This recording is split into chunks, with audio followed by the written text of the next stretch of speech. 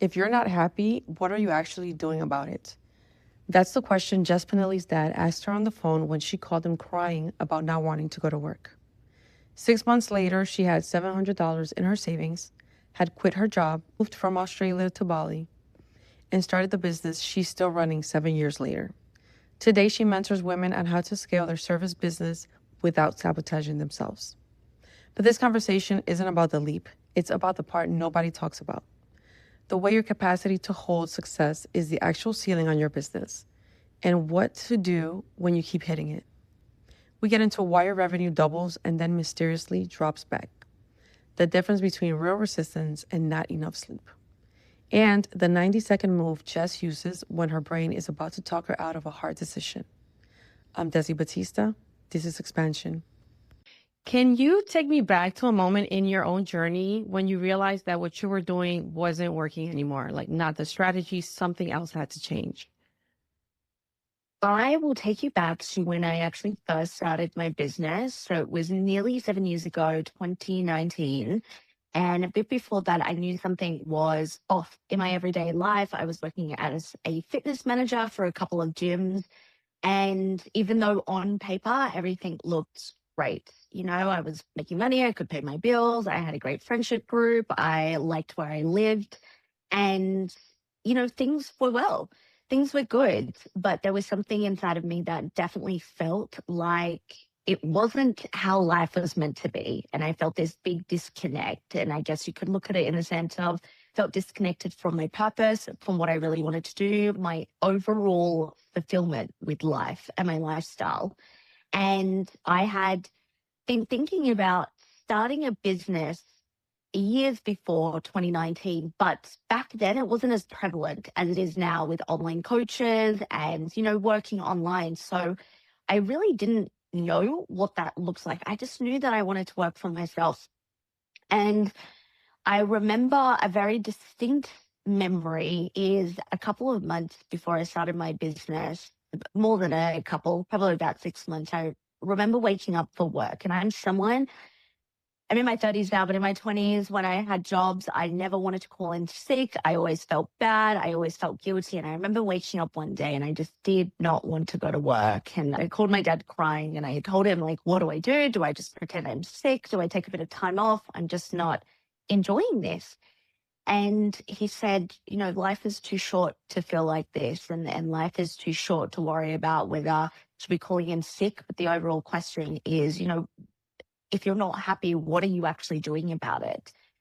And someone who's been in personal development for a hot minute, I took that and I was like, you're actually right, Dad. You're right. There's some knowledge and wisdom in there. And fast forward, I ended up quitting my job. I moved from Australia to Bali for just over a year pre-COVID, and I started my online business. And I think in that was one of the biggest shifts I needed to have within myself in how I saw myself, in how I operated, because there was no way that I would be able to make such a big shift, not just location wise, but actually building a business and creating one from not knowing what the concept is I wanted to do and being able to have faith in myself in that next chapter. So, how did that look when you moved to Bali and you finally started your business?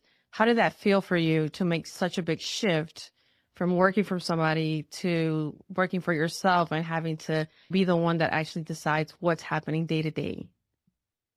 It's funny when I look back on that period, I feel like the first 3 months, I was terrified, yes, but also fearless at the same time. It's really strange. I don't think the fear or the reality really settled in until about 3 months in. I think because I had this all knowing intuitive feeling like, okay, I have no idea what I'm doing. I have no idea where this is going to go. Is this going to work? Like, this is, I at that point had $700 in my savings. I had to make it work. And for me, after beyond that, if it didn't work, the worst case scenario for me at that time was having to move back to Australia, move back into my dad's house until I found my own rental again and find another job. And now to some people, that doesn't seem like the worst case scenario. It's definitely not. Everything's relative. But to me, I was like, that's not my reality. I don't want to do that again. I don't want to get a job. I don't want to work for someone. And so it's really interesting is the first couple of months, I just remember having this deep feeling of this is this is a core memory in your life, number one. This is definitely correct for your pathway. And it was that fearlessness. And then I think beyond that, it was this willingness to just do better than what I had been doing. Like everything on paper was good. There was nothing particularly bad about my life. But when you have a feeling that you can do better, that you can do more, you can create more, that you can have a bigger sense of fulfillment, I think that's what was really driving me underneath the fear of, oh my God, is this going to work? There's obviously, being realistic, the money aspect of what am I going to do if this doesn't work? A deep one was definitely, what are my friends in Australia going to think about this? Because when you move to Bali, and I'm not sure if you've ever been to Bali, but it is full of people who work online. It is full of digital nomads and all that. It's very normalized there to be at a cafe and building something online. Whereas in Australia, it was because it wasn't really a thing back then. It's like, oh, what is Jess doing? What is this thing she's trying to start? She's always on her stories. She's selling, she's creating these things. I think that in itself, over moving country, quitting my job, starting something new, I think that was probably the biggest fear that came up and one of the biggest shifts within myself that I had to overcome. When you were trying to expand, and even with all the judgment that you thought you could get from your family and your friends, how did it feel in your body when you were trying to start your business and actually do the activities to be able to be where you are now? It's interesting because I think when you expand, and the way that I teach all my clients about expansion is really your tolerance to change. And I think at the top layer of it for me, there was this excitement, this drive, this, oh my God, I'm doing something for myself that I've created by myself. And then underneath that, it felt like this, it's almost like a pressure cooker in your body of waiting for the results that you're working towards. And then on the judgment side, it's the exposure. It's kind of like exposure therapy, right? Is okay, here's another story that I'm showing up and I'm selling. Here's another thing that my content on my social media is shifting. Here's another thing that I'm talking about. And I think it's not so much, it wasn't so much doing the actions for me. I think when I set my mind to something and something inspires me, I am driven in the sense of, okay, I know what to get done. I'm going to do it. I think for me, it was more, how is this new version of me going to fit in the reality of my friends and family's minds? And that was deeply uncomfortable in sharing what I was now sharing, pivoting my social media because, I came from fitness. And at the start, it was more around confidence and mindset for women. And I think it was every time kind of a sinking feeling in the stomach of putting something out and kind of waiting for the feedback. And not necessarily like feedback, are they going to send me a message and tell me this is good or bad? But the feedback of what is the response going to be? How am I going to be perceived? When I have conversations with these friends, what are their thoughts, not just to me, but in their head? And so I think from a expansion and a nervous system capacity aspect, it like I said, it's almost like this pressure cooker, and you kind of have to sit with it and know, okay, I'm not going to burst. It's okay, I can keep doing this. Did at any point you feel like if I keep going through this, I might lose my friends or the relationships are no longer going to be the same? Oh my God, great question. I think this is such an evolution of myself as a business. There's so many stages here, so many evolutions. I think if you'd asked me this question when I first started, it will be wildly different to what I'm about to say as nearly 7 years in. I think I think what I've had to learn is that everyone in your life, no matter what season they come in, and some of these friends have been with me since before high school. Some of these friends have come in my early 20s, uni. Some of these friends have come in my 30s. And I think that I had to let go of needing to control the narrative of what anyone perceives of me when I look at friends and family. Now, it's not to say it doesn't hurt or it's not scary still, but I think I, at the beginning, really forgot that everyone, including myself, we put people in our lives in boxes unconsciously, and that's the box they live in. And so when I started my business, the friends I was thinking about are my friends in my early 20s, my friends from high school, and they had me in a certain box. And that was their perception of me. And so to now wildly go outside what I had been doing, challenge their own perception. And I guess I was internally scared of challenging that, because at the root of all human beings, what do we want? We want connection. We want love. We want to be accepted. And I think I've had to learn to know that even if they don't accept what I'm doing, even if they don't accept what I'm about or what my values are, that's okay. That's okay as long as I'm true to myself and, the things I'm doing morally and ethically are correct. I think that's the most important thing. But if you'd asked me when I first started, I probably would have said, I am scared. I'm scared about what their perceptions are. I'm scared about what they think. I'm scared about what they might say to other people. But now I think it's just a pure acceptance of everyone's going to have their perspectives and their opinions, and everything's really neutral. There's no good, there's no bad. It's just how they filter life through. And I think that brings so much more peace in when you are making choices and doing things different to what people expect from you. So, what did you think you were capable of, or how did you see yourself when you were trying to expand? Great question. My mind really has no limits. I think the limit is if we look at like 3D reality, my capacity to get it done and have enough resources or enough time or time management. And I think that working towards something that you want to create and expanding to that capacity for me was really about,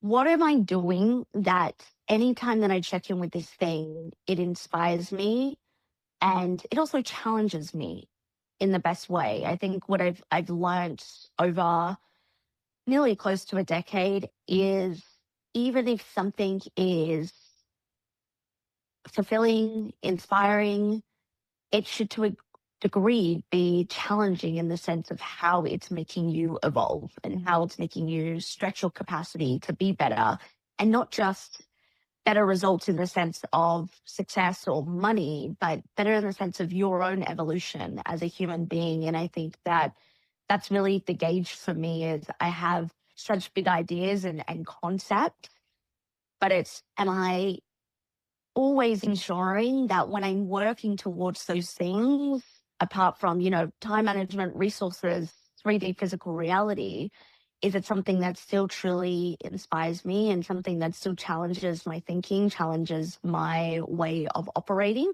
And is it making me a better person? I think that's the one thing that I always, always keep in mind. So, how did you stay? You say that when you stay inspired, you're able to keep going. So, what was inspiring you Overall, or when I first started? when you first started? Like, Um, what inspired you to okay. keep going? Great question. I think the inspiration comes from, I always knew that I wanted to, number one, be my own boss. I think, that's not going to resonate with everyone. I remember saying to my parents at 10 years old, like, I'm going to be a CEO. And I don't even know where I got that word from. or, that concept. And I think I just always knew that I wanted to, I don't want to say go against norms, because what is normal, right? Maybe the socially constructed normalization of, having a job and all of that. And I left high school and I went straight to university. I got a degree in business. I got a Bachelor of Business and a Bachelor of Arts. And I thought, okay, I'm on the right track. The right track is to go get a 9 to 5 office job. And I think the gauge for everyone and for me is that you can feel it in your body. It's really an intuitive thing, right? And so some people listening to this isn't me against 9 to 5 jobs. My partner has a 9 to 5 job that inspires him and he loves. But I think that you need to be able to choose something. And this is the hardest thing, right? Choose something that is I look at inspiration in the sense of what can you keep doing and keep growing and expanding yourself and tap into that innovation and the creativity. And I think the underlying motivation for me is I've always had a big vision of what I wanted to create as a business owner, how I want to impact women. And in the moments, because there's definitely been hard moments as a business owner or times where I'm like, oh my God, do I have the resilience for this? Anytime you get off track, anytime you feel burnt out, anytime that you feel like, okay, I am quite literally doing all the things and it just still feels clunky. It's different to, do I actually need more discipline? Do I need better time management? Do I need to focus? But the clunkiness, and that's what I felt, is, okay, even though everything's ticking off on these boxes of this is how life is supposed to be, it felt clunky. And that's probably the best way that I can describe it. And I think you have this underlying sense of something doesn't sit right. When we speak about capacity and feeling in our body, we always intuitively know. And maybe it can be a 1% that you get a gauge and I focus on. Anytime things feel clunky or anytime I'm feeling resistance, and again, we need discernment, because there's resistance of, okay, I'm not motivated because I have only had 4 hours sleep in the past 2 days. Or there's resistance of, I've been doing this thing for a while and if I had to admit it, I don't really like it, or I don't enjoy how I do it, or the results that are coming from it. And so I think being able to discern between the two, that's what helps with my inspiration, feeling inspired. And I guess in a sense, the motivation to keep showing up, even when there's days where I can't be bothered. I know you mentioned when you were 10, you mentioned that you wanted to be a CEO. Was that something that was rewarded early on, or was it frowned upon, or like, no, you need to go a different route? I think context to this, I am the firstborn, I'm the eldest daughter. So, very high achieving. And from a young age, I think I started dancing and dancing competitions from 3 years old. And from there, I did a range of things: athletics, music, academics, all of it. And I think from early on, that mentality got put into me. And I think it is an eldest daughter thing of, okay, I want to be the best that I can. And of course, the nuance in this is this rooted in maybe wanting parents' approval, other people's approval? Yeah, there's degrees to that. Of course there is. But I think that saying that, and every time I reflect on it or I share this with someone, I'm always like, where did I even get that concept? I've had that feedback from my friend. Where did I get that concept? And I think that when you are high achieving, when you are used to pushing your boundaries of resilience. That's what I think it is. I think that you will continue to choose pathways that kind of highlight that. And when I said that, I think it was kind of not expected at 10 years old, because nobody expects that from a 10-year-old. But I think because I had been put down this path by my parents, and I'm glad, because it created the person I am now. But I think it was kind of like, oh, that's obvious when it comes from Jess. I think Though when you throw into the mix of, well, how when I was growing up in high school and, the next steps, it was normal to go to university, to get a job, to get a mortgage, stock standard. So I think it was kind of like, well, we kind of expect this high achieving brain and these high achieving comments and insights from Jess even at a young age. But it's also like, here's the societal expectations that she should go down or encourage. But, in saying that, credit where's credit's due, my parents, I think they got used to me very quickly, having a very strong personality, standing my ground, being very stubborn. And, even when I rang my dad before I quit my job, it wasn't like, just stick it out and just, or whatever. He, looking back on when he said, why are you doing this if it doesn't make you happy? And I think that is such a testament to being able to listen to what you really, really need, regardless of what feedback you get from your parents, primary caregivers, the people you grew up with. Right. Yes. One thing I've noticed is that a lot of the way we see ourselves rarely comes out of nowhere. And a lot of it has to do with our early conditioning or our upbringing. So when you look back or when you look at the women you work with, how much of what's holding them back or pushing them forward is started before their business ever did? I would say 100%. All of it, 100% of myself, of women I worked with, when I have conversations with friends, other business owners. And I think that the part of the work and the work that I share with all of my clients is we really truly have to understand that. Now, again, discernment here of not everything is as simple as just like how I broke it down is, yeah, part of my conditioning is I got put into dancing and XYZ. There's other degrees of, for lack of a better term, trauma and how we're conditioned. But I think in an overall sense, when I work with women, all of their tendencies of pulling back, of playing small, of making certain decisions that aren't in alignment with what they truly desire is because of, conditioning, of growing up and holding on to those. Because when we look at how we grow up and our primary caregivers or our parents and their relationships we form are close relationships, we pick up narratives, we pick up habits, we pick up behaviors, we pick up ways of creating our values. And everything is streaming through our values. And that's why it's unconscious. This is a lot of the work I do, and understanding your identity and understanding your behavior is everything becomes unconscious. And so we don't even realize that we're doing it as adults until someone feeds it back to us. But when you recognize that it's just as easily as you picked it up, you can change it. Doesn't mean it's going to be an overnight change or a quick, easy change. But I think that's the beauty in recognizing where it came from, understanding who you picked it up from, and thinking, okay, if I don't like that about myself or the way it's hindering my growth and my evolution, I can change that.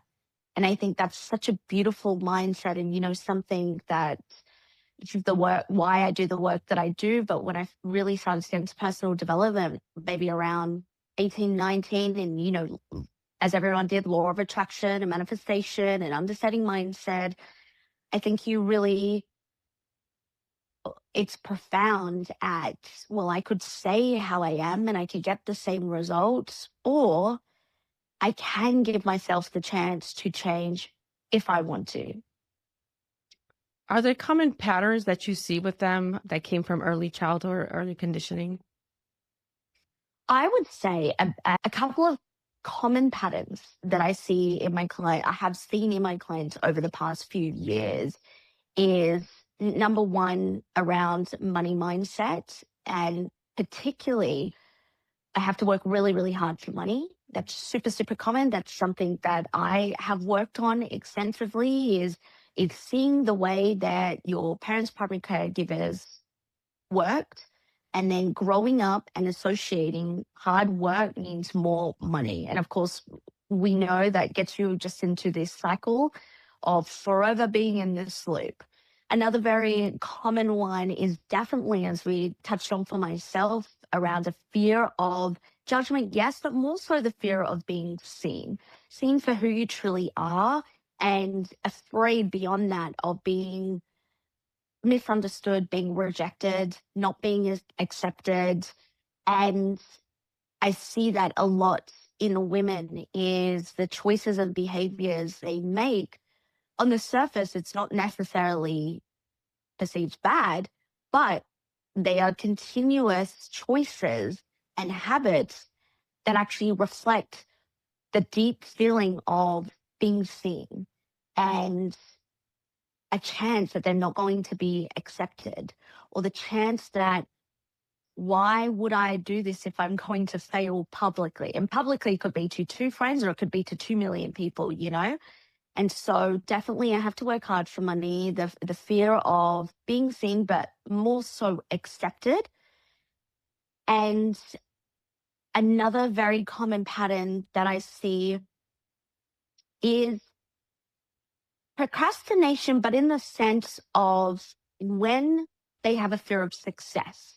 So if we look at procrastination and break it down, it's actually just a way that we emotionally regulate, whether we are scrolling on TikTok for 3 hours, we go do the laundry instead of, a needle moving task, etc. It's just how our body is trying to get us back to normal and emotional stability.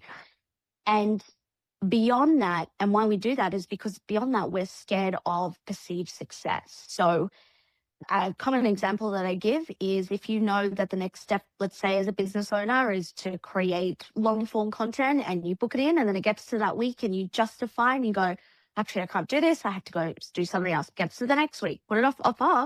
It's not necessarily, oh, you're just not good at content. And this is what I hear. I'm not good at content, or I don't know how to do it, or, I don't have a good background.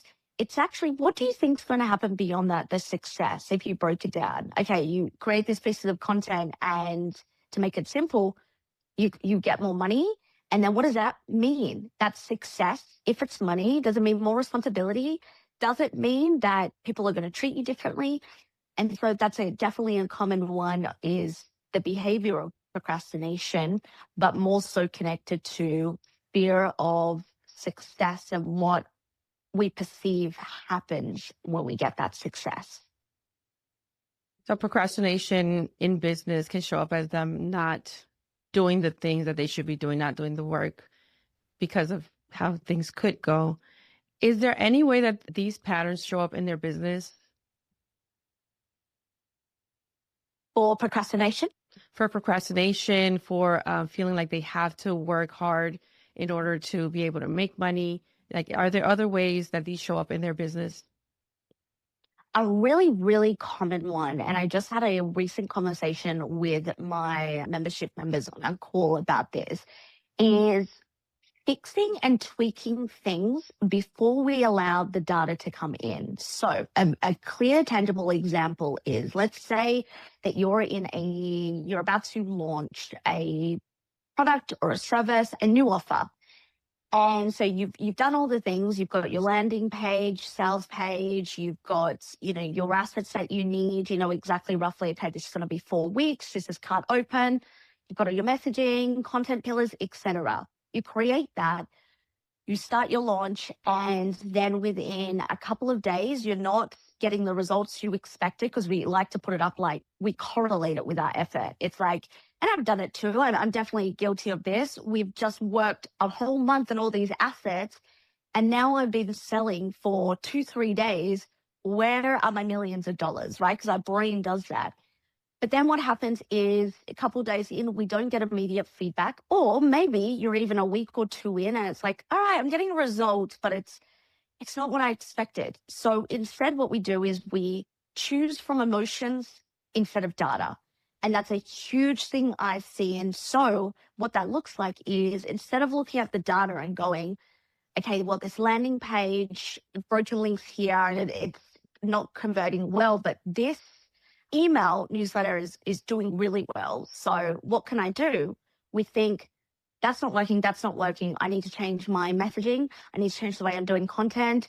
I need to have an higher output of content, which means you're going to burn out in 3 days because you don't have the capacity for that. And then you'll ghost your audience when in the last week of launch.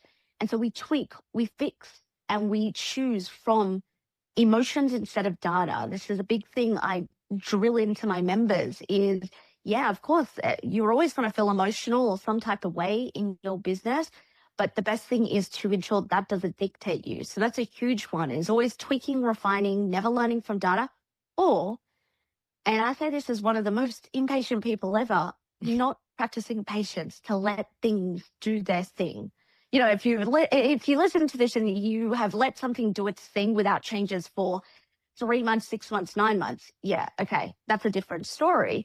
But if you're constantly, every week, something messaging's changing or the way you're doing things is changing, there's no time for data and feedback.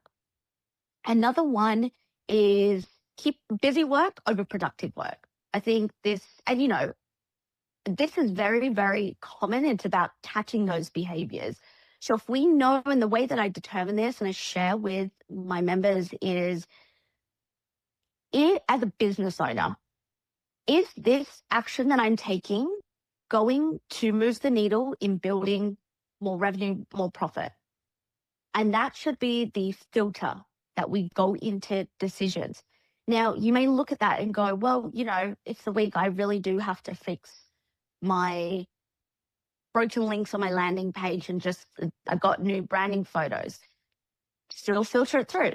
Is that going to move the needle in revenue? Yes, because you're fixing broken links. People can't pay you with those.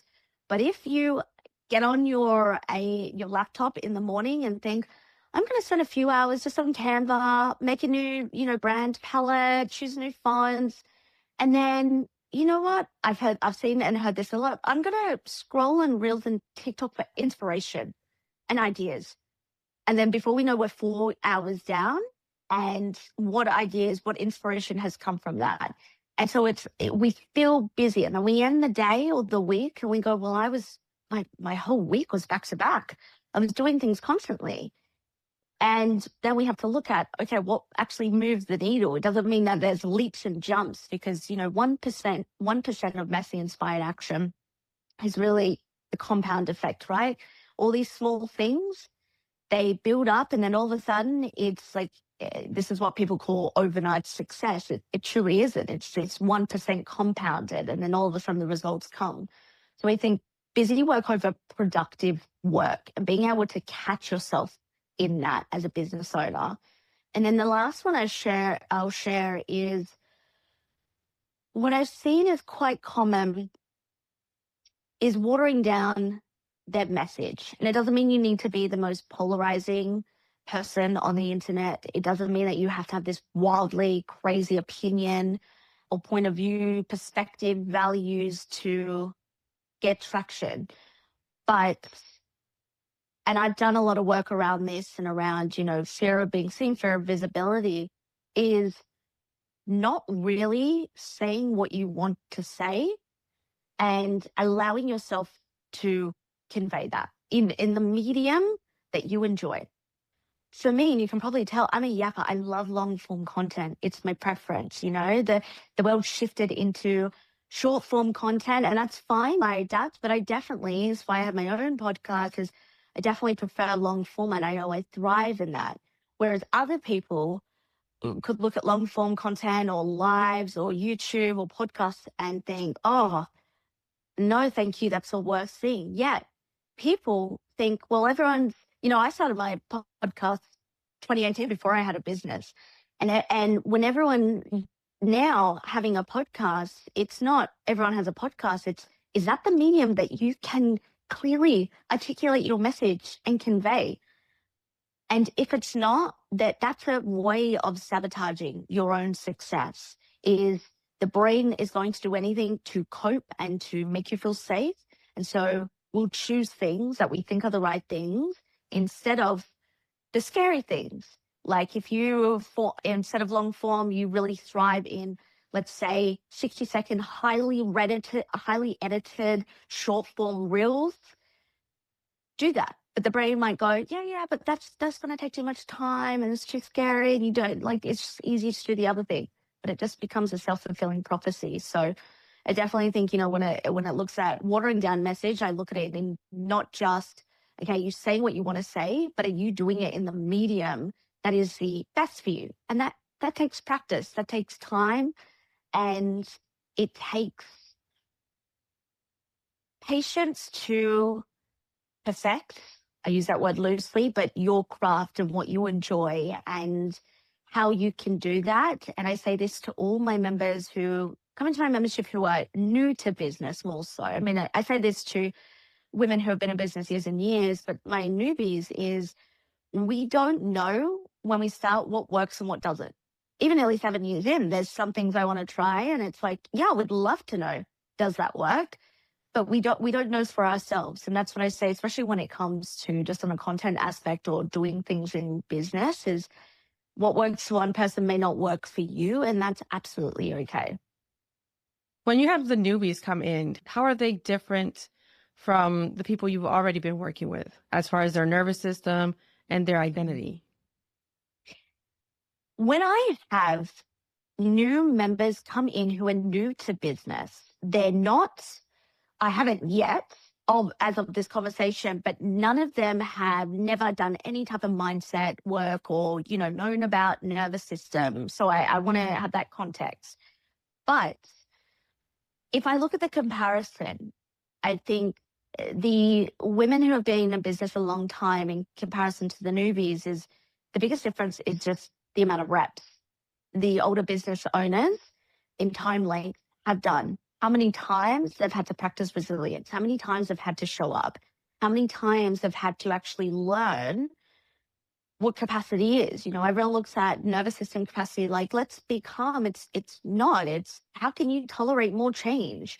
How can you stretch yourself? And change is more success. It's not, it's something bad's going to happen. It's you want to expand more, you want more money, more visibility, then you have to do the things that are different to what you're doing now. And that's the biggest difference is the women who are new in business haven't had that many reps, haven't experienced that many points in a business sense of failures, which is feedback. That's how I see it. That's how I filter it. But also how they learn quickly. I say to my members, my private clients, fail quickly, fail as quick as you can. That's the best feedback you can ever get. And that just means make the decision quickly and take the risk. Or maybe it's not even a perceived risk, just make the decision now. And that's another actually big difference is business owners who have done it for a while know, okay, I need to make this decision today or within the next hour. The new business owners haven't really trained that muscle yet. It's kind of like, oh, I'll think about it, for a few days. I'll see how it feels, or maybe next week, or maybe I'll just speak to a few people. And you will learn very quickly, but you need to make them quicker. And I think being able to learn how it feels in your body, what your reactions are, when I look at new members come in, I think I see how they start to discover, oh, it's not just, okay, let's put out this sales page, checkout page and sell a few times or create this piece of content. It's a full bodily experience. That's why I do both the strategy and the subconscious work, because maybe you can put that out and have it tick all the right things of a sales page, for example. But what are you actually feeling when you put that up, when you create it, when you sell, when you make money, when you hold money? And I think new business owners start to learn, well, my members do start to learn the correlation of, well, that feels really good, but that, even though I know intellectually that's going to help me build a profitable business, that feels weird in my body. And it's about giving themselves the grace to explore that. Whereas I think the older business owners start to learn really quickly, have learned that really quickly, what that looks like. But I guess the caveat there is if an older business owner's come in, they've already established, I put in quotation marks, bad behaviors in a sense that aren't helping them, or limiting behaviors, right? That they've recognized. And so it's just like if you train a new employee and they have worked in the same field before, they've got habits that they used to, versus someone who is fresh and has never worked in the field, you can mold them. And so I think for both new and who have been in business for a while, it's just all about the adaptability uh, to capacity. Yes, I think the nervous system is so important more than we realize a lot of the times how it affects us. So you've mentioned capacity. How are they able to expand their capacity to be able to implement the strategies and not retract? Great question. The biggest thing with expanding your capacity is being able to choose things that are going to make you comfortable uncomfortable in real time. But on an intellectual note, okay, this is a right choice, but it's scary, and to stick with it. And that's how we build the capacity, and that's how we build our tolerance, is choosing the reps that are constantly challenging. The way I kind of put a visual for my members is imagine each capacity is like a brick wall. And so you've hit that brick wall of capacity and it's knocking down those bricks, but there are certain movements that are going to knock down the bricks. But if you keep doing the same movements that got you to this capacity, the bricks stay there. They can't move because they're so used to that impact. And that's exactly what it is. And we want to continue to choose movements, behaviors to be able to knock that down, to stretch our capacity. It's also like, another analogy that I love to use, it's like a balloon. So the feeling, this is more so for the feeling in the body. If we blow up a balloon, what starts to happen is we blow it up and it gets to a point where we have to stop because it's going to pop in our face. And so as we get to that point of blowing up a balloon, it's like, oh, okay, I'll stop now. I don't want to pop in my face. You get a little bit scared, you tie it and you throw it away and you go to the next balloon. Capacity is when you get to that point, just like a balloon, where you feel like it's going to pop in your face, recognize in your body and for business sense, is that selling more? Is that more content? Is that changing your office suite? Is that hiring or even firing? A feeling of blowing up the balloon and being scared it's going to pop in your face.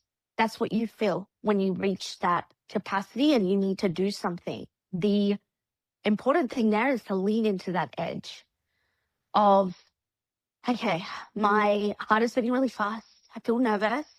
My brain's also telling me that this is, why would you hire right now? Even though I'm struggling to keep up and maybe financially it's going to be a bit of a stretch, but I know this is the right thing. I can feel in my body, this is really, really scary. But it's making that choice. And as business owners, if we can lean into those things and really like the balloon of lean into the uncomfortability, it then becomes normal. And then we stretch and we expand for more. And if we're making those choices that always compound, that's how we get results. It's not just doing one big leap and thinking, okay, I'm going to get it. It's some things are going to be a slower stretch. Some things just like holding more money. This is why I see business owners come to me and they go, well, I had this high month last year. I can't repeat it. Yeah, there's definitely strategic elements in that always. But at a capacity level, and the other around beliefs, but from a capacity level is, can you actually hold that much money? Well, the answer is no right now. That's why you can't repeat it. But how does it feel to hold and receive and have that? And then what do you correlate that with? Because it's not just, money is a neutral resource, but we correlate it in our 3D physical reality with more. And so I think having the ability to lean in when it feels scary and the things that are, like I said, putting in the reps. And if you're a good gauge, if you're not stretching your capacity, if you look back in the last 90 days and nothing has really changed, and you feel like, okay, I have been doing things. It's not if you're just sitting there hoping for things to change, but I have been doing things. I have been showing up, and you can truly audit proactively and not justify, oh yeah, like I did show up for, 4 weeks, but like I had to have 3 weeks break because XYZ happened. But if you do a proper audit and can be honest, and nothing has changed in the way or towards the way, then that's definitely a capacity thing. Like, yes, there may be strategic tweaks as a business owner, but that's a capacity thing of there is something keeping you in the rebound of that. So how often do you see that women are trying to constantly fix the strategy, make tweaks? And at what point do they realize like, okay, this is more than that. It's not strategy because everything is in place. Like you said, everything is in place. I've tracked it. There has to be something else.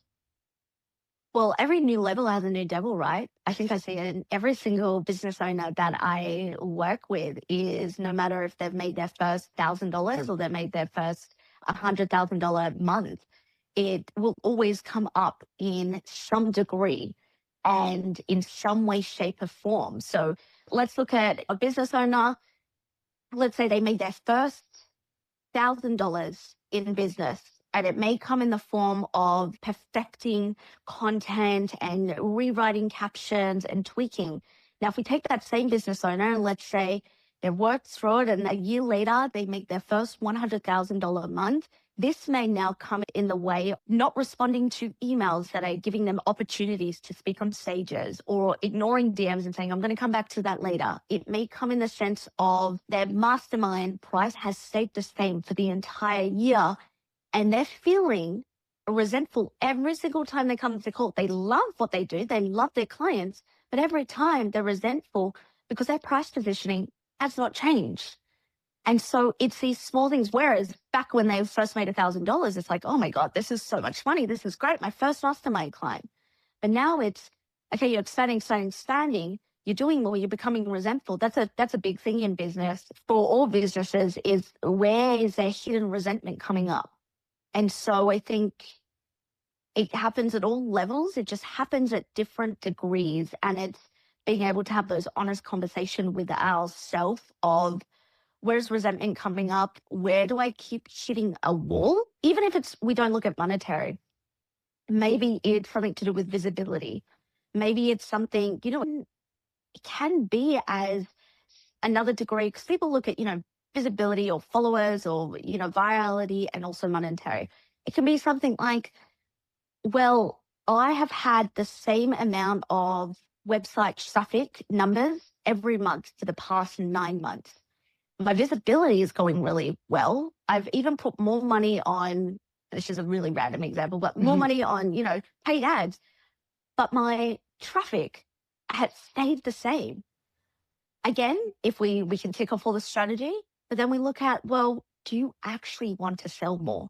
Do you actually want to convert more? And then we go into the capacity of, and that's where it turns into money or visibility of, yeah, of course I do. Okay, so now you're making $100,000. Let's say this converts, it jumps from 15% conversion to 25% conversion, and that means your income jumps to $200,000 a month. Oh, whoa, that's a lot of money. And, people, when I've heard from business owners at all different levels, but it's responsibility. It's, oh my God, the taxes on that. In Australia, we have GST, the GST I have to pay on that. Then it goes to, oh, well, what will my friends and family think? A recent one I'll share that is an unconscious thing that comes up in a lot of women in relationships is having an idea of, yeah, it would be really, really great to, make all this money and, my partner could retire or I can fund our lifestyle. But when they really get into this is actually more common than spoken about is, oh, that's a big responsibility to have that duty.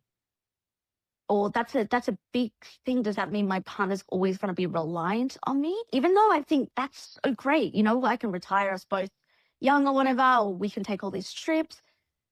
But then in the unconscious, it's like, oh, is that really something I can handle? And so I think the most important thing is, if everything's working, your strategy is working and it fits, and again, data over emotions is more importantly thinking, okay, it's a capacity issue, but before even thinking about what does my capacity look like, think about beyond, if you achieved what you wanted and what you're working towards, what does that feel like in your body, number one? And what are the beliefs or the fears more so that come up immediately once you feel that in your body? So once someone realizes that they have an identity or a nervous system capacity issue, what does it take to actually break the pattern? Like not just recognize it, but perform at a level that maybe they thought was completely out of reach for them. So we want to break it down in 4 steps first. And I'll make it super simple. So number one, first, we want to understand what the actual belief is. So I believe I have to work really hard for money, or I think my friends aren't going to accept me if I have this success, whatever it is. So number one, understand your belief and just work at one at a time. From that belief, we then want to understand what the outstanding fear is attached to that belief. Now, with this, there may be other fears that come up, but I just want you to choose what the biggest one is. So we'll run with an example. I have to work really, really hard for money. The belief, sorry, yeah, that's the belief. The fear from that is, let's say, fear of failure. And then you dive in. What does that look like for you? This looks different for everyone. So I fear that I'm going to do all this work and I'm not going to be successful or make the money that I want, but I'm going to try really hard. And that creates a belief. From there, so we've got belief, fear, identity, capacity. Then we look at our concept ourselves, our identity.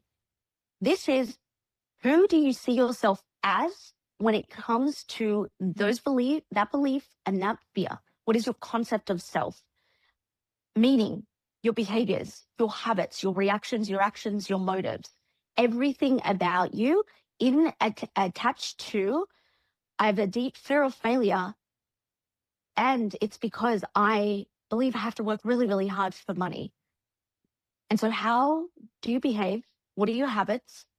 When you talk to yourself, when you think, what's actually verbatim coming up? And then when all of those, we understand what our capacity is. Okay, well, my cap is $20,000 a month. Every single time I get there, no matter what, I cannot go past that.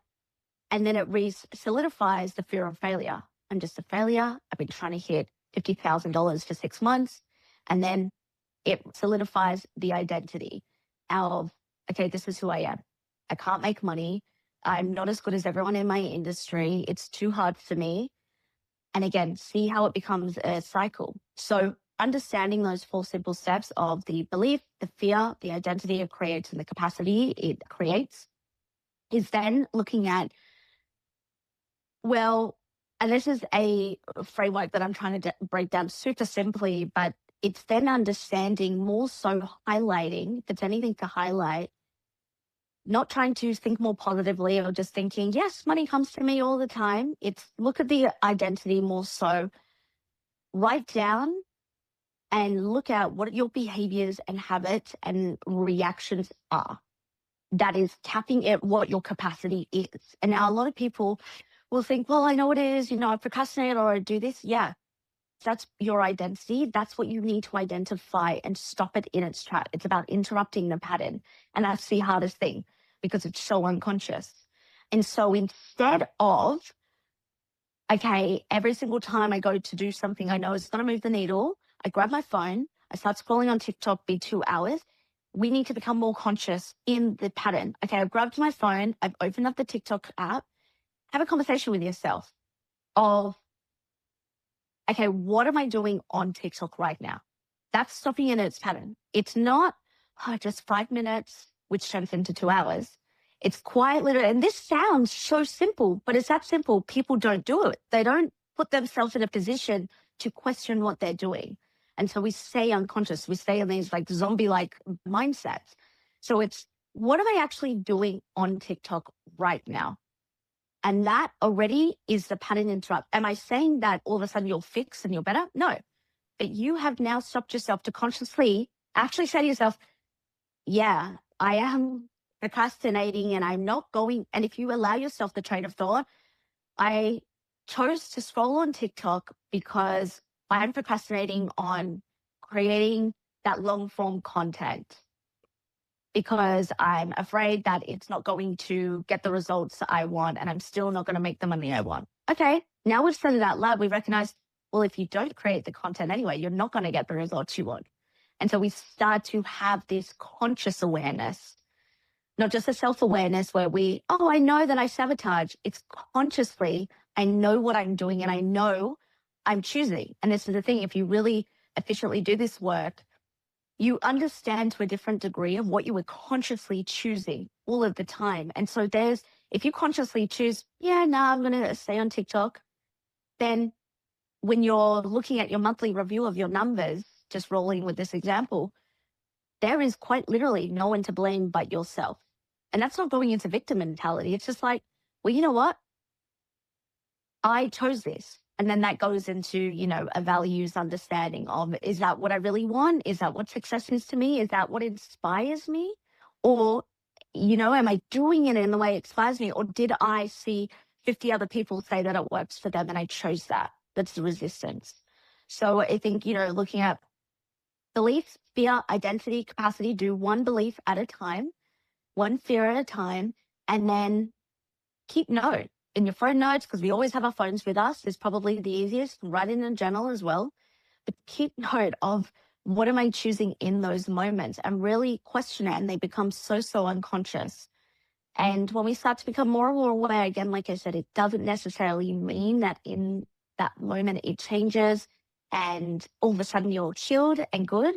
It just means you're bringing it up to the surface more and more. And so when it's in the surface, we realize in real time when we're doing it, versus, oh my God, I've been busy all day, I don't know what to show for it. What I see is we almost have to reprogram our identity and our self-image and retrain our nervous system when we're trying to expand. What actually changes for a client when their identity shifts? Like, how do you see that in their numbers, their decisions, and how they're showing up in their business? I love this question. You start to see a shift, and I start to see in all my members is this shift of, first of all, how they see themselves as a woman. I only work with women. So as they see themselves with women as a woman, not just a business owner, but their perception of self almost becomes like a lighter layer of, oh, okay, I have been overcomplicating this or making this harder, or, being in a victim mentality. You sometimes really have to be honest. Am I in a victim mentality? And I see this lighter shift in how they see themselves as a human being, as a woman. Now, in a business sense, what starts to happen, and I'll give a very tangible example that actually was feedback I got from a member last night on my call. We were doing an audit over her website. She's product-based business. And we were going through all the messaging and looking at a flow and all the strategic systems and structure for a high converting page for a product base. And there was something in there that I suggested a change and to make it easy for consumers, and she overcomplicated it. And she came back and she said some type of form to embed it on her Shopify. And she said, oh, I only just had that because I have the one for the 10 responses, because that's, I'm only really getting those responses. It's about a sizing guide per month. And I said to her, so you think you're thinking, and this is where business owners miss, you're thinking from a strategic perspective, well, I'm only getting 10 responses a month, so I'll only pay for this tier of the form. And so I flipped it and I said, well, energetically, and the increase of payment for 100 responses was very, very small. So it wasn't like, oh my God, it's a big leap in, software expense. And I said, okay, if we paid extra, that's only a small jump, we could increase to 100 responses. Think about that. And she goes, well, I've never had 100 responses, or I don't think I get that. And I said, because you got for the 10 responses. So if we look at that, you quite literally capture your shelf, your capacity to 10 responses. And you want more money, you want more conversions, you want more people to use this form so you can get more emails in your email marketing. It all has a flow and effect. And she sat with it and she said, I realized that a big part of that was I was scared to have more, have an influx of more emails. And then that means more as for this product space. It's like, okay, so I get more people, more conversions. That means more stock. I'm not preparing that capacity. She'd cut, even though the business owner, she's like, I want more money per month. She'd quite literally, there's several other factors to this, but from a form, capping herself in a way. And it was nothing to do with expenses. It was everything to do with how she felt. So we changed it and she let that roll. And last night, actually, so this was a week and a half ago, this audit. And last night she said that she's getting 30 responses in the past week and a half of changing that. And I reflected that back and I said, wow, look at all of that of people who have quite literally given you these responses that you capped before. I think when we start to learn what our capacity is and how it shows up in our 3D physical reality is then when there's changes in my members, we see an increase in conversions, in visibility, volume of leads, in, yes, monetary, but also in the way that they see themselves. I think that's the best thing. And the way that they are acting day to day. It's not just, okay, I have capacity to make more money. It's really, or more visibility. It's really, I am exciting myself for more and more to be a better human being in my relationships, to experience more in life, to feel freer. And, this is also what I say to my members is one thing about, wanting more money, more sales is money isn't the answer, but it creates opportunities, creates freedom in that sense. And when you are able to do that, you see that as a flow and effect in your life. So I think intertwining these, and this is why I do it, is because you truly need both. You need the data and the systems and the structure, but you equally need to understand when you are bottlenecking yourself subconsciously, when you are your own worst enemy. And like I've mentioned, it doesn't mean that just because you become aware that it's going to be super simple to work through. Sometimes fears, they take up a lot of time and space and are deeper. And then other times we have picked up maybe a fear a couple of years ago and it's only very, very surface level. But I think going into it and when learning all of this is you experience more of life. That's probably the overall of all of that is they experience more of life because of what they can tolerate, of what they can feel worthy of. And I think, the tolerating is the capacity, that the worthiness is really the identity of, okay, we can expand to that, but do you truly feel worthy of this success, these opportunities that you are experiencing? And so seeing that on a worth level with my members is almost better than seeing monetary wins or visibility wins. So the strategies do work and they're obviously they're needed. But once they shift their identity, they can create space to actually hold more, right? Absolutely. And that's the biggest thing is being able to create more, whatever that looks like. I think sometimes, and I've seen this with my members, I've done this with myself, is we can have so much that we want to achieve and create that it can be overwhelming. But, creating space for more could mean maybe your goal is to not work Friday mornings as a business owner. It doesn't mean your goal is, okay, I get to take off 3 months for business every single year. It doesn't have to be as big as that. But I think, that's an important thing to note is the spaciousness can come in many, many different ways. Right. And success just looks differently for everyone. Now, Exactly. Yes. if someone's revenue doubled tomorrow, but her identity didn't change, what would happen? I haven't seen it in a day, but I've seen it in 2.5 weeks. And I'll tell exactly what happened is immediately the retraction. It's like the celebration of, holy crap, everything I've done has worked. This is great. I have more money. And wow, look at my Stripe account, what's about to be debited into my bank account. And then it's all almost immediately in the same 24 hours of, oh, okay, so I have tax to pay on that. This was an Australian. I have GST to pay on that. Does that mean now I need to get a higher tier and pay more for my current accountant? I haven't separated my bank accounts for this properly yet. Okay, I've got to do that. I also do I share this wins with my friends and family? Oh, I think some of my friends aren't going to be happy for me. Oh my God, am I a bad person because I make more money? Does that make me greedy that I celebrated this? To be a better person, do I need to? This is quite literally my members' train of thought. Do I need to donate to charity? Is that what rich people do? Am I rich now? Is this successful? Actually, this isn't good enough. Oh my God, am I worthy of this? Can I, like, wait, this is a fluke. I don't know if I can do that again. Like, it seems effortless, but I know how much work I put in the past 3 to 6 months. Am I always going to have to put in that much effort? And see, it became this cycle of all of a sudden we're on this, when we look at I teach a process called fear process.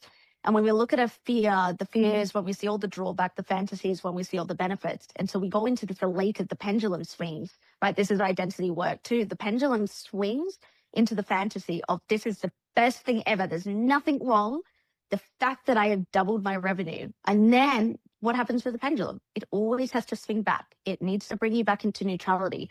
But instead of seeing all these drawbacks as, okay, how do we work through them? It's like the worst thing ever. And so what then happens is we are so far in the drawbacks that what I saw with this member is all of a sudden she ghosted her audience for nearly a month and a half. She worked with me after all of this. Month and a half, she had a resistance to content. So naturally, engagement drops, which means traffic to her sales pages drops, which means lower conversions. What happened? She immediately revenue dropped down to under half that. And so belief came with, well, I can't sustain that. That's too hard. I'm on this income roller coaster, and it solidifies all of that. And so this is why capacity work is so important. But what I share with all my members, it's don't wait for the moment of, okay, I'm building for $1 million year. And, I'm feeling good. I'm like going to prep for that. Yeah. Like maybe I'll need, let's say just like my member, the higher tier when it comes to my Shopify, whatever that extension is, but actually quite literally prep right now in time for that expansion. It doesn't mean, okay, I'm a millionaire. That means I need to, it's what people think. That means I need to go buy and live outside my means, design a handbag, or I need to go do that, XYZ. And that's what I don't really resonate with when it comes to act as if. Because the act as if really insinuates, all right, well, I need to then all of a sudden buy all this new clothing, all these materialistic items, or I am going to get a car above my means, or, XYZ. There's no really visceral change. Yes, there's a visceral change in the sense of appearance and like, okay, I'm going to operate as this person. But if you're not really changing how you perceive yourself and the expansion of capacity, then what starts to happen is it feels fake. It feels performative. And that's why people who act as if they're not doing this work as well, they go back to where they are. They stay at the same cycle. And so with my client, she had not prepped to do that. She had prepped strategically. She had prepped a belief unconsciously that I am worthy. I can bring in this amount of money. And this is what people understand is, well, why did I bring that in if I, not at that capacity? Because you can expand and experience and feel worthy and do all the right things up and energetically align with that frequency, that timeline because of all the things you've done. But my client, she aligned with all that and she opened her the way structurally and systematically in her business to be able to handle that volume in the sense of bringing it in, but she hadn't prepped her body to know, to be able to receive and hold that. And that's where her train of thought went. And so that's what happened is you can prep all you want with systems and structure, and like I keep saying, you need that. The past 6 months for me has been a big system and structure upgrade for my own business. So it's so important. But there's no point prepping for whatever that next level is if you, on a bodily response, don't feel like you can handle it, or it's too much, or there's the underlying fear of, okay, there's too much responsibility, but I want $1 million this year. Too much responsibility though. That cancels it out immediately. And so I think that's the biggest thing. And even when we set goals, again, monetary visibility, whatever it is in business, there's a great concept by Dan Henry. 10x is better than 2x. It's a book. And I like to read or reread or re-listen every single year, because the concept is basically most people make choices in the 2x. So it's like, okay, I'm currently making $10,000. I wanted to in the next six months, make $25,000, 2x goal. A 10x goal would be, all right, I'm making 10K now. In the next 6 months, I want to be making 60,000. What that does is, okay, I don't know if that's possible, but it starts to expand. And this is really about putting in the reps and making choices. And that's how we, from a behavior standpoint, expand our capacity. What it starts to do is, instead of filtering, making decisions to make $25,000 in 6 months, you are now thinking, what am I doing to make $60,000? And we've expanded that much. We don't want to leap too much to go from, okay, in 6 months, I'm going to make $400,000, because that's too much for the body. I'll never say nothing's possible energetically, but if we look at it realistically, it's like, for you right now, is that too much for the body to be like, oh, okay, I don't even know where to start. And so I think that's a really good way to look at when it comes to the expansion, is make decisions and choices from the 10x lens, and they should scare you. They should feel scary in your body, but it's reminder, what is our brain and our nervous system wanting to do to keep us safe, the brain wants familiar. And so anything outside of familiar, what you've chosen, you will always go into those self-sabotaging behaviors that we went through. And when we recognize how that feels in the body, is look at caveman times, that was recognition of, we're about to be chased by a tiger. And quite literally, I say this to show my members, is hand over heart. When you make that 10x decision and it feels scary, just remind everybody, hey, this feeling has actually changed. We're not getting chased by a tiger. It's okay. And I tell a really effective exercise on that is, quite literally imagine, like, get in your body and imagine that if you were to, like, I'm looking out into my hallway, go out into that hallway, there was a tiger there. Like, imagine that. And I get my members to do this so they understand what's happening in their body. And they go, and if you truly think about it right now, like, that's terrifying, that I could walk around the corner and there's a tiger there. And it's quite literally what our body is doing. Obviously, there's nuance with the brain knowing it's not there, but that's what we need to teach our body, is any time that you feel that 10x decision is hand over heart. This is one of the, again, simple, but people don't do it. They think there's more complicated answers, but it's, hey, this is just change. We're making this decision, or we're now upping our visibility, or we are firing before it feels comfortable, but it's not a tiger. It's actually just us changing, and that's okay. And that is one of the most effective ways. It takes 90 seconds for an emotion to take over the body. If you can, before it hits 90 seconds of fear, do that and set a timer for 90 seconds. You may not feel a difference in a week, 2 weeks, 3 weeks, 4 weeks, but I can guarantee after 30, 40, 50, 60 days, you will start to all of a sudden look back and be like, wow, it's actually an easy decision. That's actually easy to do.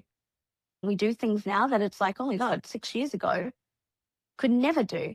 You know, for me, 6 years ago, I could never think about posting long form on YouTube ever. I'm like, yeah, I could do short form content, but YouTube, like, that's scary. But now for me, that's so normal.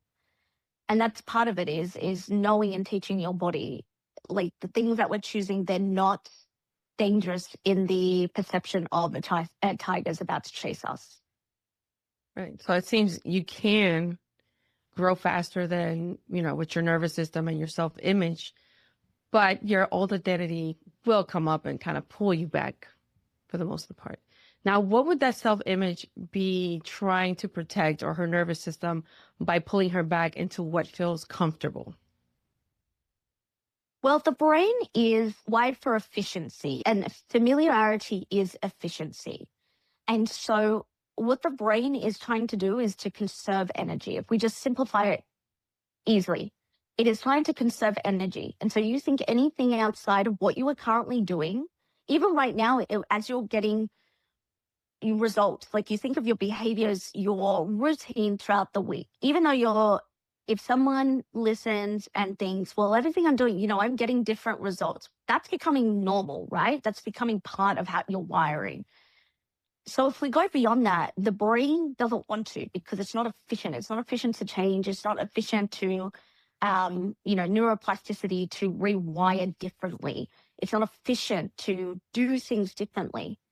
That's why, going back on what I said of procrastination is just a form of emotional regulation to get us back to that efficiency. Because why would we go beyond? And so being able to understand when the brain goes into the efficient mode and when it's just trying to keep you in the familiar state of what's safe. But understanding, this is why this work is so loaded. It's so great, but so loaded, of understanding what is safe to you, like genuinely. And this is why we look at our fears and our conditioning is, well, we have to understand who we grew up with and our relationships we formed, what was safe to them. Money wise, you may have big visions for your business and impact you want to make in the world. But did you grow up constantly with your mum saying that more money equals greed? And so no matter what you do, you really feel like your brain, it's not just capacity, it's your brain. The efficient thing is, don't be too greedy. If you get too much, we need to stop you from that.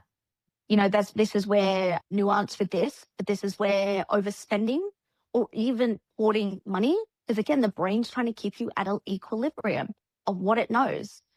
And the most incredible thing about the brain is that you get to change it. I saw very recently, it must have been last week, on TikTok actually, a video, and it basically said something like along this conversation, the creator said, the best thing I did for myself was get out of a victim mentality and change the way my brain thinks and the way my brain's wired. And I thought that was great. And it had a lot of traction. So I was reading the comments.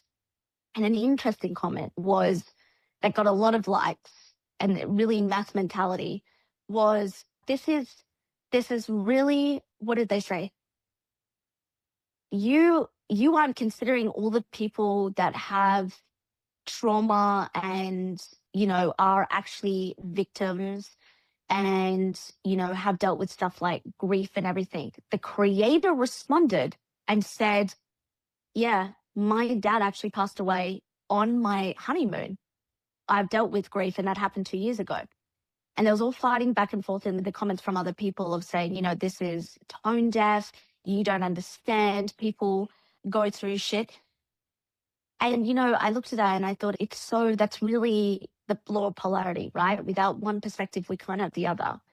And so I think going back to the brain and how we're wired and the familiar is, we can keep choosing again and again the same story. We can keep doing the same thing, or we can choose to do differently. And sometimes we need to grow.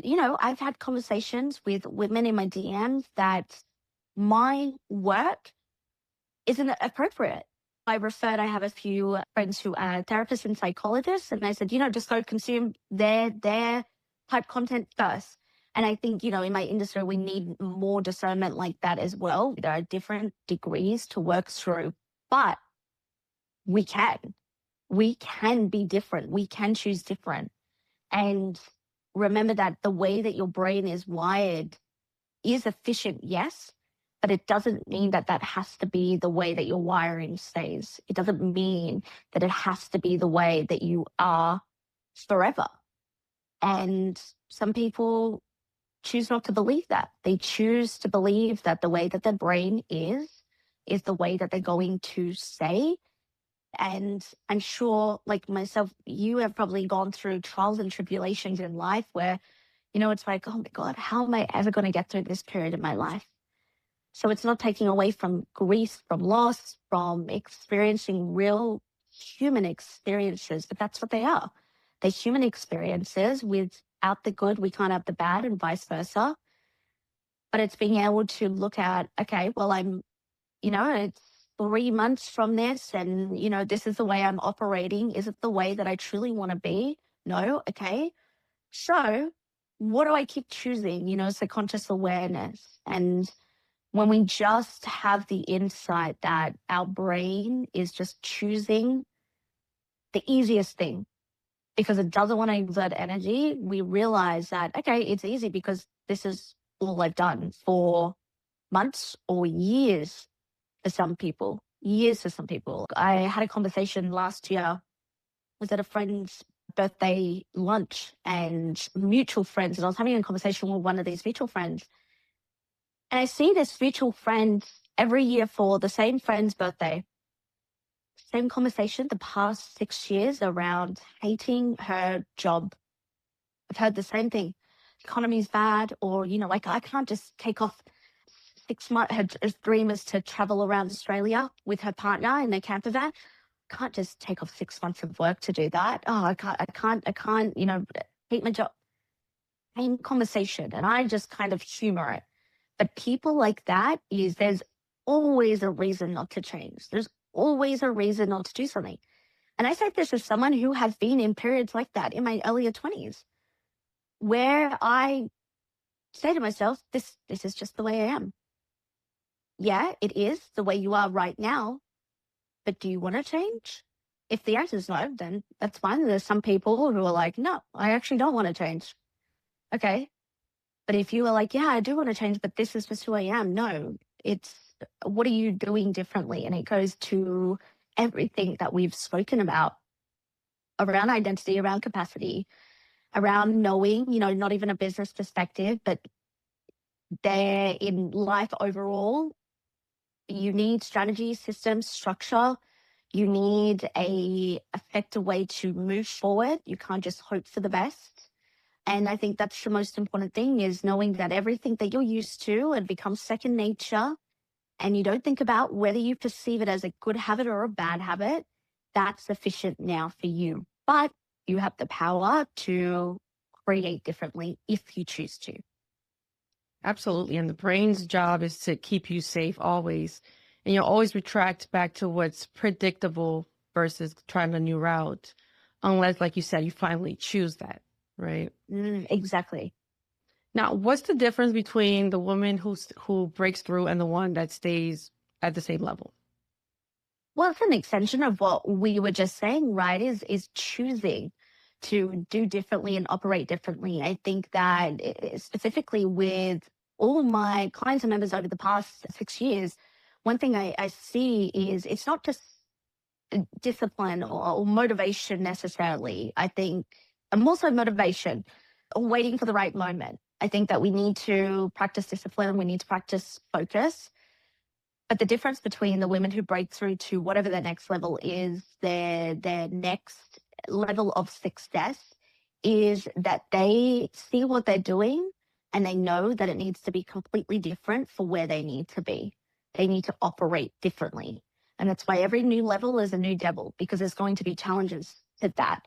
There's going to be challenges of, we'll go a different example. Let's say that these women in business, they also They want to make a certain amount of money, and they say to themselves that when I make that amount of money, that's when I will be going to Pilates 5 days a week. And they only go once now, right? Let's just say that. Really simple example. Well, part of that is choosing differently.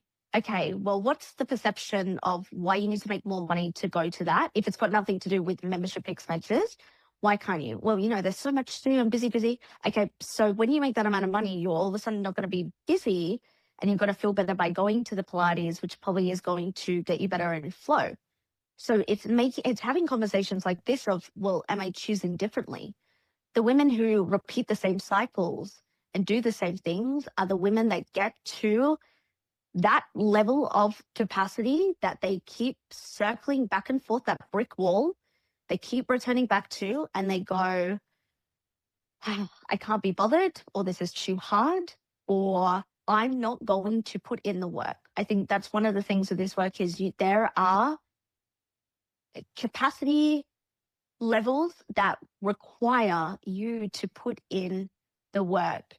And, this is something I often speak about, especially in the online industry, is everyone sells this dream of, okay, work a couple of hours a week and all of a sudden you're making thousands and thousands and thousands of dollars. And, the thing is, being a business owner is hard. It's hard in the sense is there's going to be easier periods and there's going to be long working hours. And that's where you need the discipline and focus. And so the women who I've worked with, who work with me now, the biggest difference is they choose the uncomfortability of doing something different and not knowing the result, because we don't. They choose to operate of it's just like, going back to the example I shared of the client who had the form to only have 10 people into 100. She could have chosen to say, well, no, I don't want to increase my expenses there. I'm just going to keep it like that. She did choose to, actually, I'm going to increase that and I'm going to do differently. And I'm going to try that, even though I don't know if I'm actually going to get any more people. She doesn't know the result. And so that's the biggest thing is you lean into the uncomfortability without knowing what the result's going to be. And maybe you fail. Great. You tried road A, let's try road B. And the women who don't get the results they want, or it takes a long time, are the women who don't want to choose any road. They want to choose the road that they continue on and they keep pushing harder and go, well, I tried to do all this month. Okay. And then what happened? Oh, well, life, I hear this a lot. Life got so busy. I couldn't possibly, do that and this. And life is always going to, this is what I say to my business owners, is life is always going to be busy. And life is always going to life. And I think one of my values and my beliefs is teaching women how to build a profitable and sustainable business in the sense of, can this operate in all seasons of life? Doesn't mean that there's never going to be a break or you're never going to have to take time off. Or, maybe you have to, it's your turn to maybe pick up the kids today and you're not finished that landing page. Yes, these things come up. But then it's beyond that of, okay, well, what am I doing to move towards the next level? And choosing that again and again without knowing what results you're going to get. So I know you mentioned you work on strategy and identity, right? So do you have women that come to you and they give you, they implement all your strategies and they're ready to change? They say they want to change, they want a new path, but they give you pushback on the identity work? Absolutely. I think, when someone comes and works with me, they have some idea and they come into my membership, some idea of, all the aspects of who I am, what I've coached, how I coach and mentor. So there's no surprise like, oh my God, this work's a part of it. It's more, I think the biggest thing I hear is, yeah, I do this work, or I've done this work before. It's like, yep, okay, but you're still stuck at and then looking at the results. And that's confronting. I've had to do it with myself. It will always come up of, I know the work and I do the work and I do the money mindset or I listen to subliminals and I know all about changing. How often after you implement and do that, it is absolutely non-negotiable for my clients to work on this at least once a week. Now, I'm not saying sit down for 6 hours. No, maybe you're working on 20 minutes. You just got your journal and you only have 20 minutes. Understand what that news feed came up when you started to do something different on social media. And then other times you might have hours and it's like, and I have full frameworks and processes, but it may be like, all right, all of this has come up in the past 60 days. And like, no matter what I do, let me explore that. But I see so much resistance because every single woman to a degree has done some form of the work, some form of mindset work.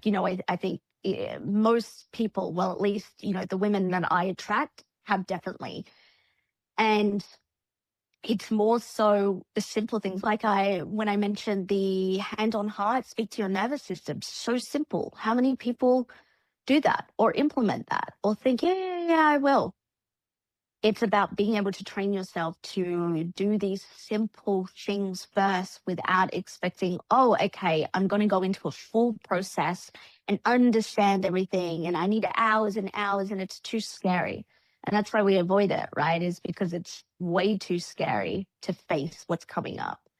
But if we don't face what's coming up, we're never going to bring the unconscious conscious and change that. And so that is the biggest resistance of, I've done this work before, like, yeah, I know it. I'll listen to the meditations or whatever it may be. But it's, sometimes, and you can probably tell the way I am as a coach and a mentor, a bit of a tough love when it's needed. But sometimes they'll come for a strategic audit and I'll do the audit, but I'll say, what I want to highlight that's like these subconscious layers. This happened recently with a member, did a full website audit. And then after a few back and forth of tweaks and changes, she said a few things. And I said, okay, here's the strategy part, the copy that I want you to look at. But I want you to go away and think about all this coming up. It's around her price and her price positioning. And it turned into a full audit around subconscious and around a certain thing to do with her price. And she said, I didn't even really realize this was coming up until we started to talk about it and how this is showing up. And that's the thing is like, then you either choose to lean in and do that work or she could have gone, okay, noted, I need to work on that. Anyway, let's get back to doing the messaging and all of that. And so I think it's about giving yourself the space to confront all that. And, this is one of the reasons why I created my membership is to have that feedback, that mirror, because it can be hard by yourself. It can be really hard to sit down and explore it. Be like, all right, I've done 20 minutes of journaling for the past week of, this is my fears, but okay, I'm scared to actually sit down and explore where this came from or why this keeps coming up or why I don't feel worthy of this. So yeah, I think it's noted that most people come in and they want the strategy and then they have the resistance.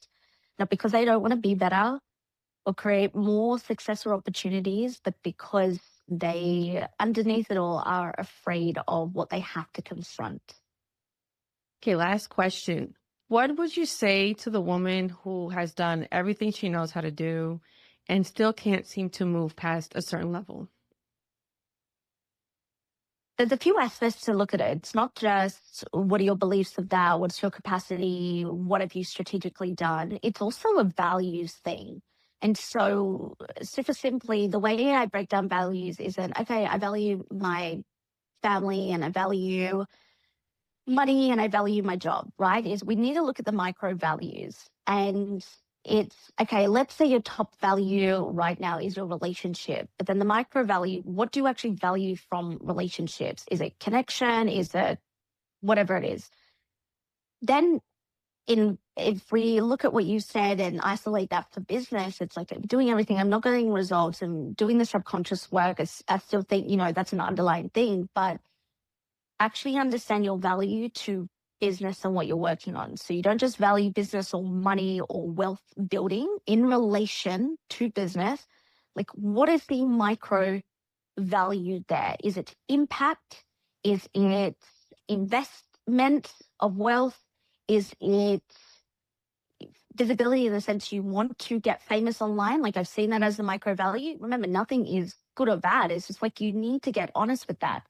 And so when we understand that and we feel like we're doing everything, most of the time it's because our values, what we think they are, aren't in alignment with what we are doing or what we are choosing. The easiest way to know this is do a time audit of your entire week. The easiest is in this day and age is to set up a separate chat in whatever AI you use, and every 15 minutes, so it stays consistent, or, you know, if you have something for an hour, just say this was from this time to this time, voice note, and say log for the past 2 hours, I was on a Zoom call talking about this. Then let's say after this, I get off and I make coffee. For 15 minutes, I made a coffee after that. Log every single minute to a T. Then get it to feedback in categories where you spent most of your time, and not looking at it's obviously going to be sleeping. You will be so surprised. Don't change anything. When I do this once a quarter, because it can be really easy to be like, all right, I'm going to have a perfect week and then try do everything perfectly. That's not a good representation. Just do things how you're doing it. In fact, do things in like a busier week, or when you're like, oh my God, you know, I have this business thing, I have this social commitment. And I even mean if you spend 45 minutes on TikTok, log that. 11 a.m. to 11:45 TikTok, 2 p.m. to 2:20 p.m. TikTok. Because then when you see that, you see what you value and what you're working on. And I've had people do this and go, well, yeah, like I procrastinate a lot to do that, but I do value making money in my business or building wealth, or I do value, you know, building my presence online. Well, you either don't actually value that and you've created that concept, or there may be some value there, but you're just not doing it. It goes back to the inspiration in a way that inspires you. And so I think it's so important, you know, to look at that aspect of what, as well as to what do you actually value? What are your micro values? What inspires you? Especially if you genuinely can say, I am doing all the strategy systems. Yes, there's always something to do, but I mean, you know, for scale and where you're heading. And I am actively working on bringing the unconscious conscious. And I had to do this last year, and just the way my business was operating. And it's confronting because you start to get answers that you're like, oh, okay, I knew that was kind of the answer, but I'm just like afraid to admit that, you know? And so I think that's a big way, but a way that simplifies of, okay, what am I working towards? What are my actions actually determine? And that gives you great feedback as well. If you think you're so busy all the week, but you come back and 40% of your time is spent on scrolling social media, well, you know, that show, and then the other 30% is sleeping. That shows that you actually putting in time. So that's a activity overall I recommend for all business owners to do once a quarter, because it's really, really interesting what it feeds back to you, and it makes you realize, okay, this is where I'm wasting time. Thank you so much, Jess. This has been very amazing for me. Where can I people loved find this. Yes. Where can people find you and connect with your work? Instagram, all my handles are the same, at Jess Pinili, TikTok and YouTube if you want the long form, if you want my podcast, which is on all streaming platforms. And if you want to chat, have a question about anything to do with my work, my membership, Woman Mastery HQ, then Instagram is probably the best DM-wise versus TikTok. And yeah, that's where you can find me and consume all my things. Perfect.